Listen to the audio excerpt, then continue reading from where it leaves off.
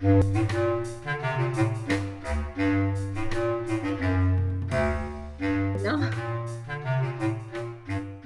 Yeah, I definitely want to do more MHP valuations and stuff like that. I we do a lot of underwriting, and so I figure that it's probably going to be helpful to kind of put the stuff out there so people can see how I do my underwriting, which is different than some other people do their underwriting. Um, and so just Perfect. So for are you buying in Washington too? I will buy in Washington. I don't Oh, mind you buying in want? Washington. The big problem with Washington State is that most of the land here is very expensive. So the cap rates for the mobile home parks in the area are very compressed. So definitely would. I have no problem. A lot of people don't necessarily like it because it's a very blue state. And so they worry about the tenant regulations. I'm not as It's concerned about very that kind of blue stuff. state. Yeah. What? So I think someone was talking about California and they said it's neon blue. You know, I don't think Yeah, Washington's I quite don't that bad, I but yeah, I think they can compete. Which one is bluer? Because right, I yeah. had 1 year eviction here. Oh I'm in no. Oh, Washington, and the judge allowed me to start the process just because I put the property on a market. oh boy. Otherwise, I can't even apply for it. It's absolutely insane. Yeah. So are And you are you local or do you live in Washington State? yeah, Oh, okay. Okay. Yeah. I So mean, I'm I moved to Mexico last, but I'm home now sure. for the summer. I'm going back in 2 weeks. And we bought a mobile home, not mobile home, an RV park 5 years ago Hmm. here. It wasn't operated for like 30 years. So when we apply to the county, because it's right on I-5, Okay. when we apply, like, how can we re-extend the mobile home park, they said you can. And the Yep. reason they shut it off, it's because of the water issue there.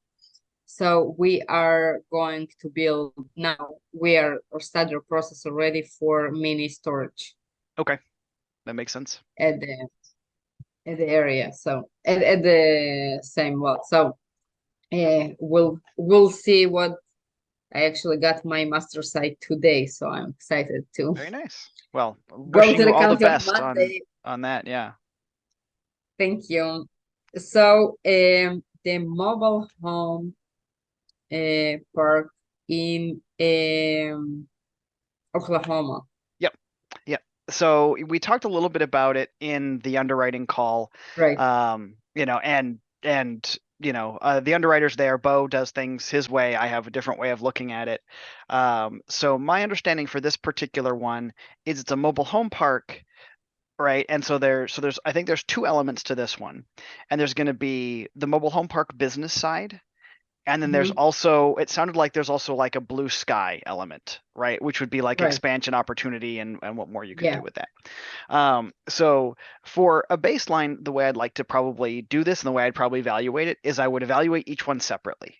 So Okay. I would start with the mobile home park side, and we'll just do some quick numbers on that. Mhm. Um, one of the things that I had mentioned in the comments there, because this is in Durant, right? I believe is Yeah. how to pronounce it, Durant, Oklahoma. And I had said that, it looked like it was a bit too small for my tastes. Hmm. And just for clarity on why, sure. So the reason I had said that is because one of my criteria when I'm looking for mobile home parks is I try to take a look at the metro area of the mobile home Hmm. park area, and I want the metro area. So this is not the city that it's in, but the metro area. If there's no metro area, then I'll look at the county. But I like to have the population to be over 100,000. Okay. Now, what Bo had said was, and he is familiar with the area, so he disagreed with me, and he said, I know what you're saying. He's like, but I know the area. The area is growing very fast. And if we look, we can see that there's actually been a 34% growth since 2020. So that's astronomical growth. So let's Yeah, assume which for a is second that crazy. that we know. Let's say that we know that it's growing very, very well. I don't know anything about Oklahoma, so I'd want to do some more due diligence on that. But let's say we know that.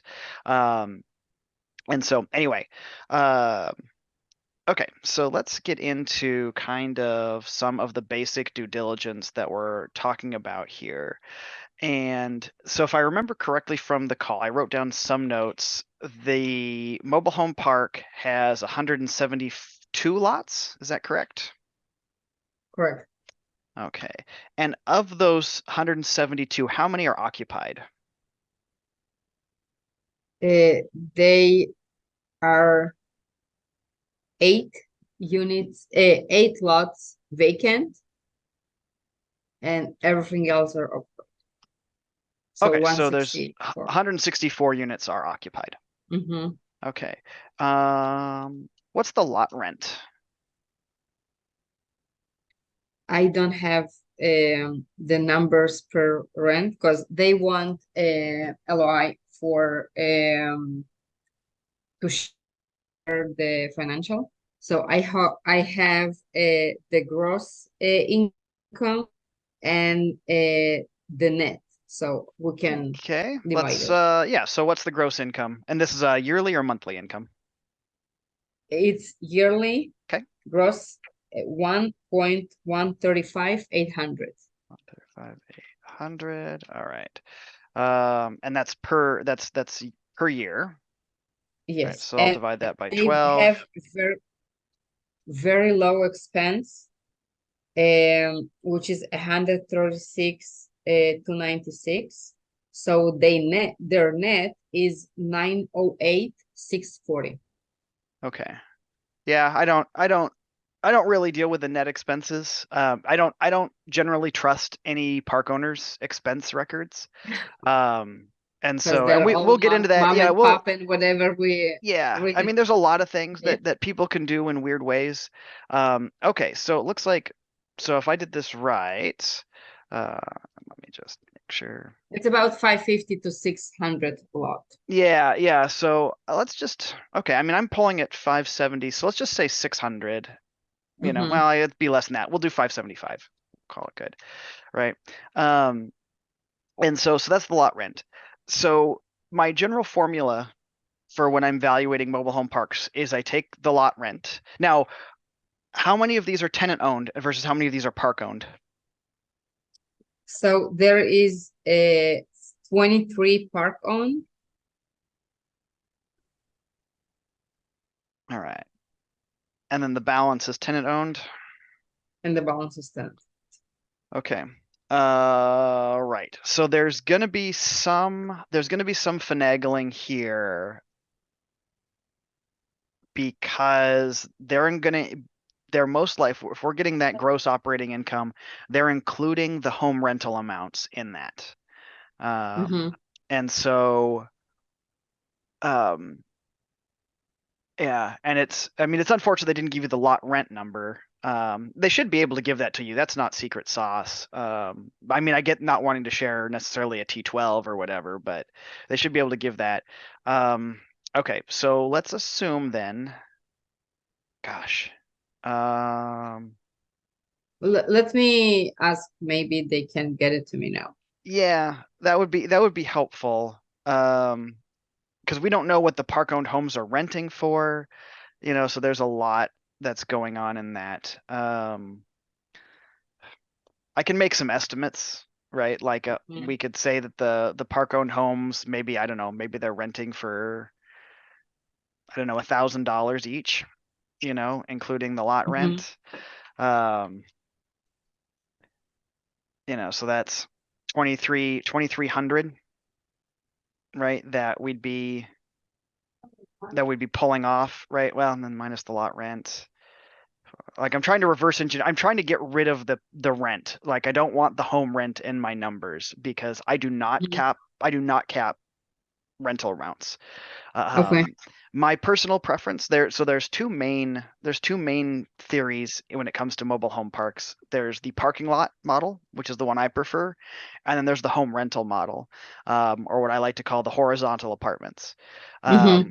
Some people swear by the apartment complex model, and they think that you make money hand over fist. I don't particularly like that model. I think there's a lot more maintenance involved, a lot more upkeep. You have to have a lot more staff. So your expense ratios are higher, when you have homes that you need to be Right. repairing on a regular basis. And your tenant turn is worth. So I don't like that model. I use the parking lot model, and therefore I do not cap my rental values. It's good to have, like, it's padded money until you can sell those homes back to the Mhm. tenants. So it's good to have that money because you'll need it. But you know, um, you know, I try to back out of some of that. Okay, so let's just yeah. So let's say 94. And we'll kind of back out of some of this money here. Well, I guess we'll split the difference. Let's put 1,200 or 12,000. Okay. So yeah, we're looking maybe around closer to 500 a space.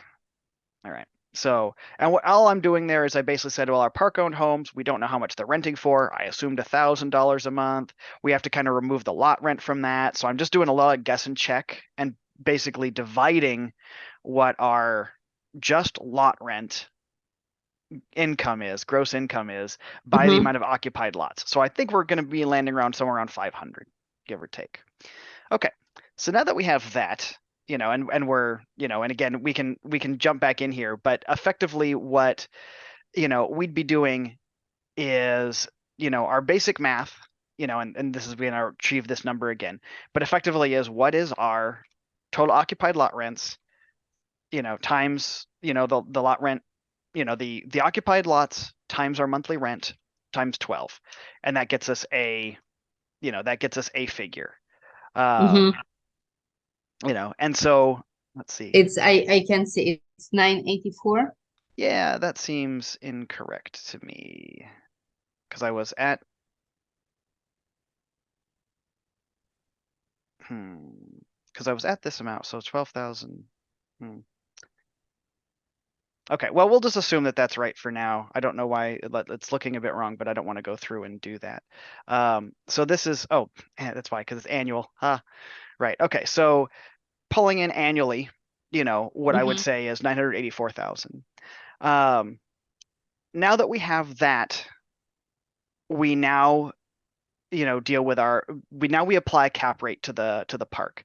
So this is fully stabilized, it looks like. Um, I'd want to know what condition the roads are in, kind of what area it's in, and that kind of stuff. If there's any amenities, if there's any like if there's any social structures, like do they have a playground, do they have a meeting house, those Mhm. things like those increase the intrinsic value of a mobile home park. Um, and when a mobile home park's value is higher, we can increase the cap rate that we're willing to pay for the mobile home park. Okay. So generally speaking, an important thing to note is that the way I was trained on this is that you make your money between your cap rate and your borrow rate, right? So obviously, you're going to be buying this for some amount, and I'm assuming you're going to be getting a loan for some amount. Do you know Mhm. what your current borrow rate is on what you'd be paying on your private money for this? Or are they seller financing, or do we have any knowledge of The, that? the seller finance, they want 25 down. 25% down? Yes. Okay. The purchase price is 7 million. Okay, so you already have a purchase price. Yeah. I thought you had to come up with that. Okay. No, what they need to come up is with the terms I want to give, I see. Okay. but they have the price. Cool. Okay.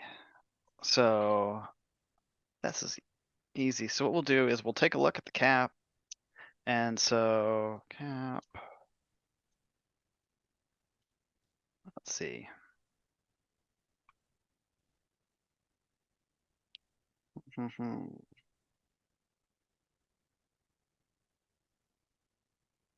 That should be a number.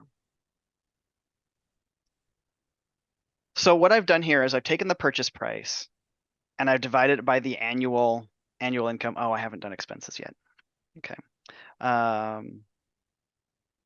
So what kind of utilities? I think you said that there's well water on this at this one. Is that Yeah, correct? so the expenses they have is 136. Um, well, so what? So they have well water. What's their sewer look like? It's their own. So water and sewer, they only have a city electricity. Right. So what is the sewer though? So are they septic? Are they lagoon? Are they packaging plant? What do you know what they're doing I for don't sewer? know. Okay. I So will assume it's septic because that's what I have. right. Okay. So there's some good answers. There's some good answers to this and there's some bad answers, right? So one of the things, like for example, for me, I won't buy a mobile home park that uses a sewage lagoon or a packaging plant. Okay. Um, and so and those happen. I mean, those can be common.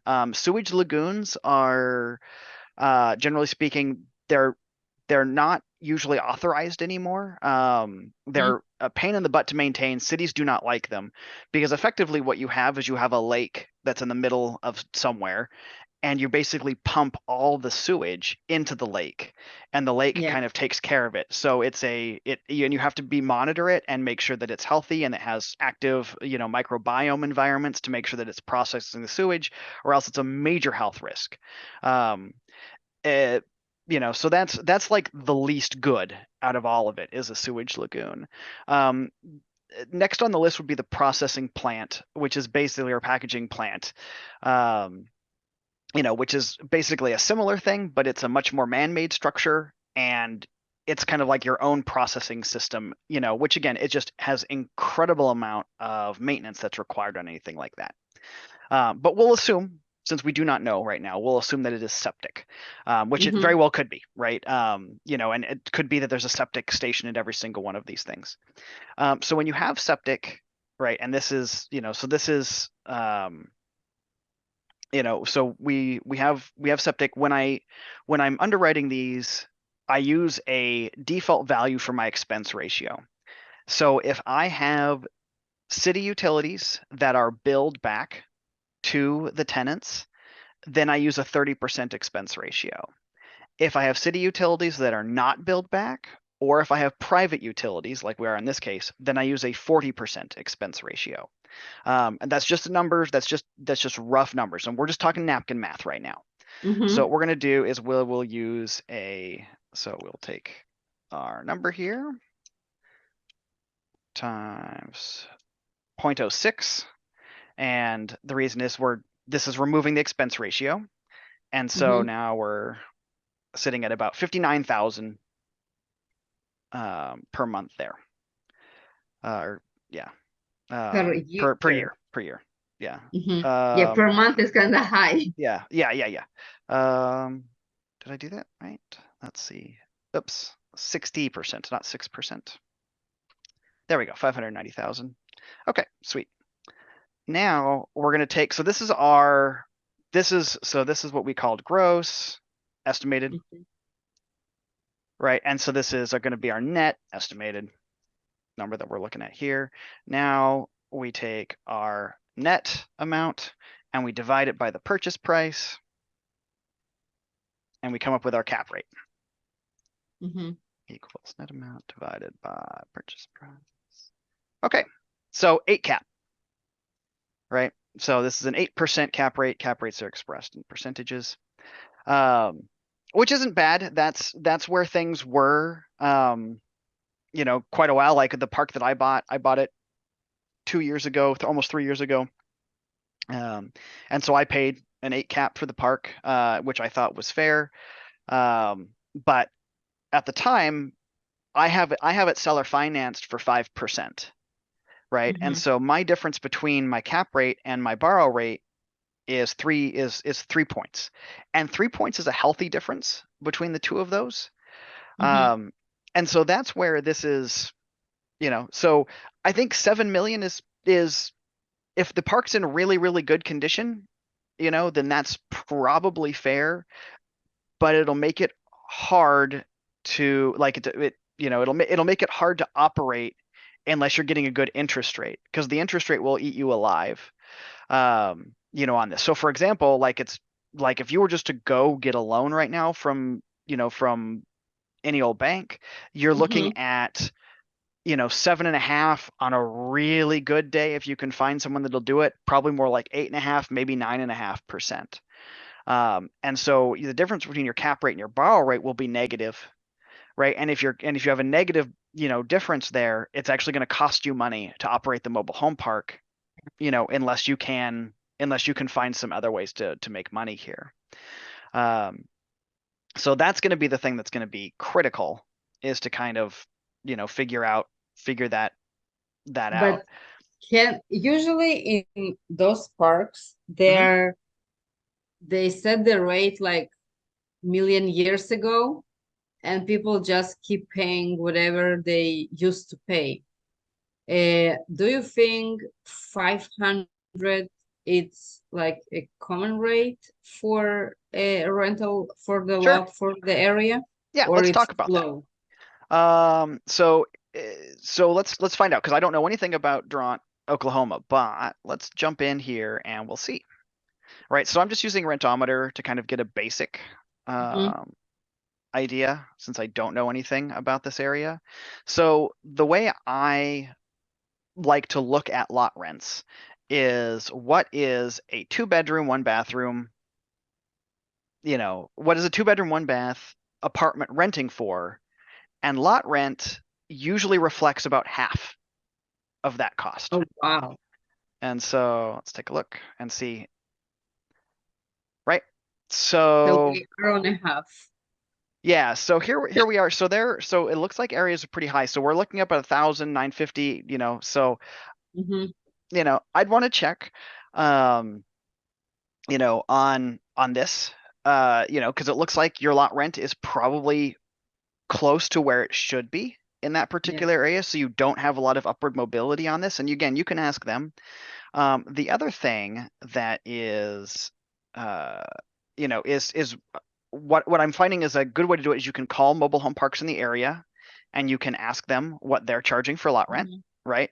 That's a pain because it's very hard to get anyone on the phone, so they don't generally answer. So my new strategy for that is actually pivoting, and I'm utilizing Facebook Marketplace for this. And so this is something I haven't done a whole lot of yet. And I might have to blur this out of the Zoom later. Let's see what happens.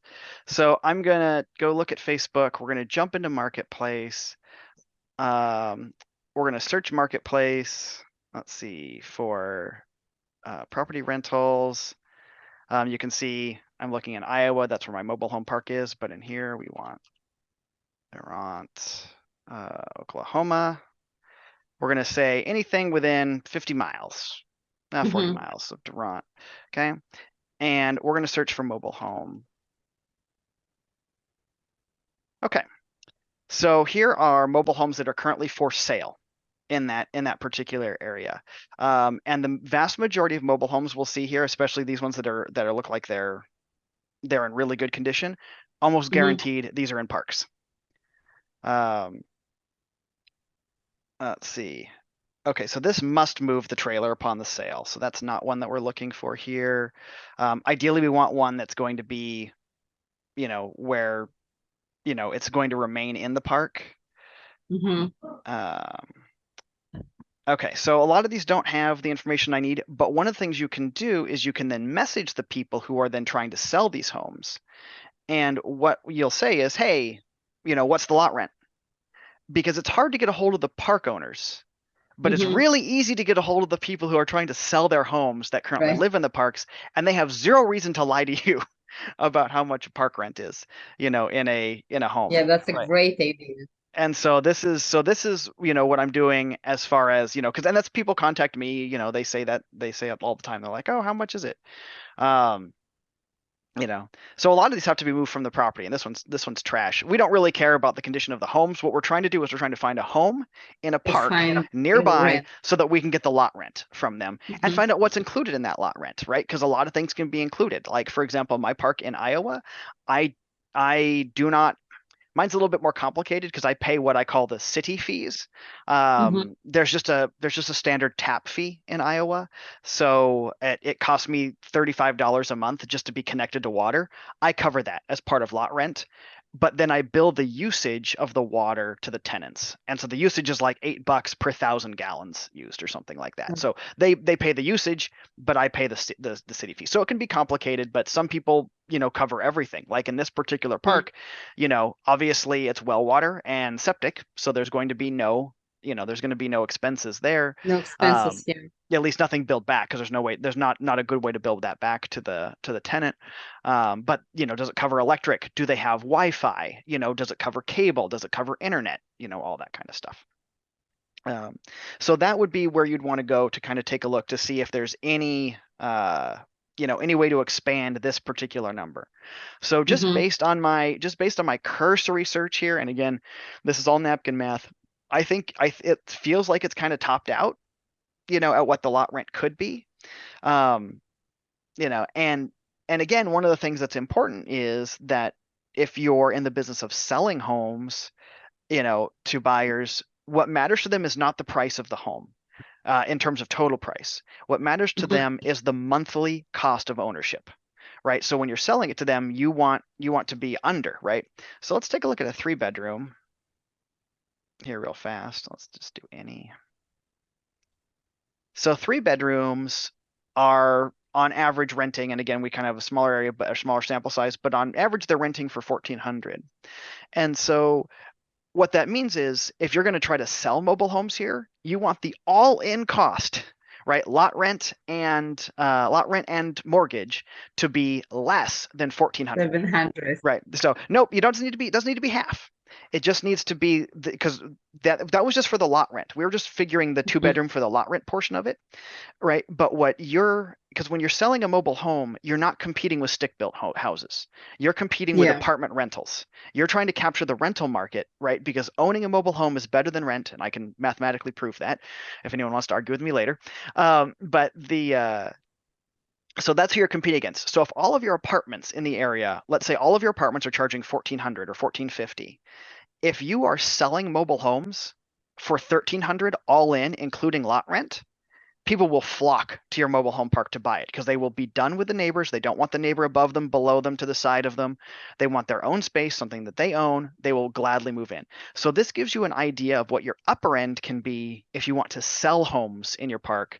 And then you can kind of do the math backwards to figure Hmm. out exactly how much you could sell those for.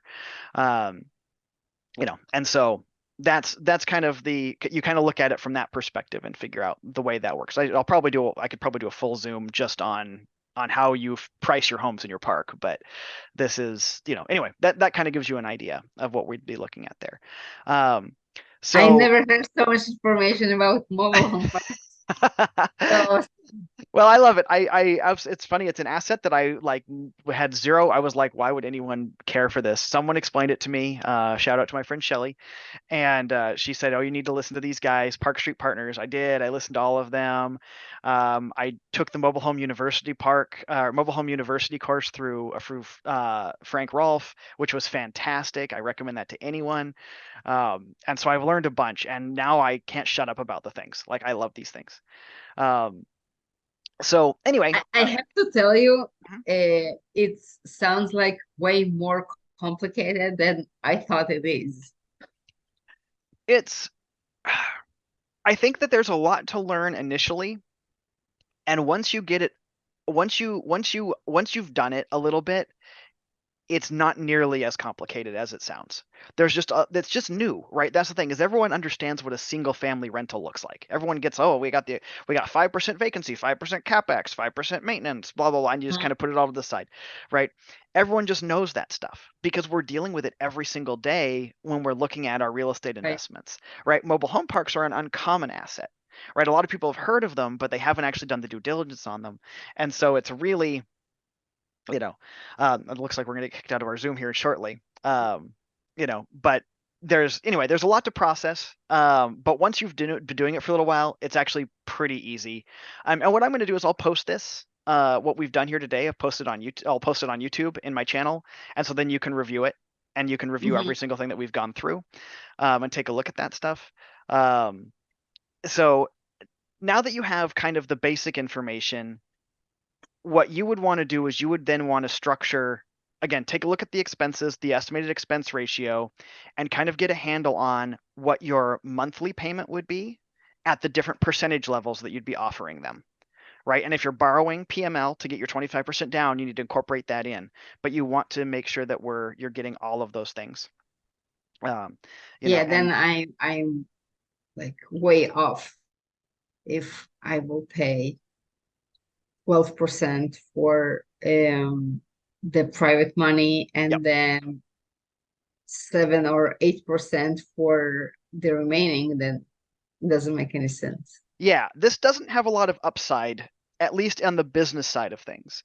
What we didn't talk about, and what I'm really probably not the right guy to talk about, is your blue sky, which is your expansion, right? Which is so you could force appreciation on this. You could force more value by adding in more pads, for example. I don't know much about that. I haven't done that myself. It's a pain. You have to get approved by the county. This area to probably get approved without issue, but a lot of places like in Washington State, no one grants approval for more pads. No one likes mobile home parks, so they don't give you any expansion. So then it's like, okay, Very what do you do with the other fantastic. land, right? And can you make the other land work for you? And how much is that land worth, right? So if we did this the other way and we said, okay, well, we're going to borrow this. Let's say we borrowed this at a 10 cap. So I'll just do the math real fast. If we borrow this at a 10 cap, the park's only worth 5.9 million, right? That's at a 10 cap, right? But again, you still have the blue sky. So is the blue sky worth 1.1 million, right? To get you up to 7, right? Could you sell the land? Could you develop the land? Could you, I and that's a different maybe question. develop, maybe after you develop the land, but Mm-hmm. absolutely not just for the land in Oklahoma for 5 acres, 1.1 million, and Right. that's no way. Yep. And so that's how I would evaluate it. So I know most of our stuff focused on the mobile home park business, but that's where you'd make your money, and you need to make sure that is profitable, because that's where you're going to be living off of until you can develop the blue sky area, right? And so Right. anyway, hopefully this has been helpful. Like I said, I It think it's was gonna kill great. us on time, but so I just don't want to get Thank shut you. off without answering all your questions. Do you have any other and we can always jump on a phone call afterwards and stuff like this, but No, I don't have any questions about this one. I do have another one in Georgia. I will send it to you. okay. They want like 50% down, and I can't understand how you can make money there, but maybe I'm missing something. Yeah, 50% down is interesting. There's It's only 500,000, and they want 228 down. okay.